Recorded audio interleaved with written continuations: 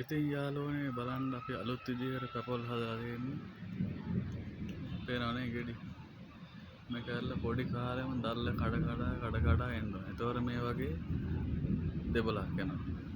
ගස් දෙකක් එනවා එක ගහ. බලන්න ගෙඩි කොට. දැක්කනේ? මේ තියෙන්නේ තනි ගහ. ඒකේ අර වගේ දළු කඩලා නැහැ. ඒක තනි ගහක් තියෙන්නේ.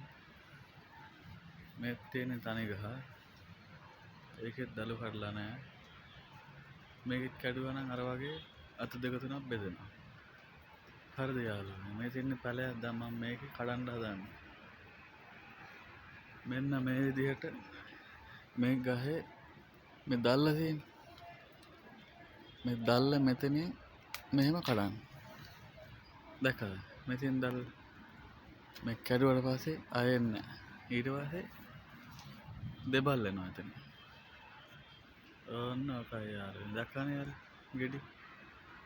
මේ පේනවද ගෙඩි ගොඩ? අර බලන්න ගෙඩි. දෙකේම ගෙඩි පිරලා.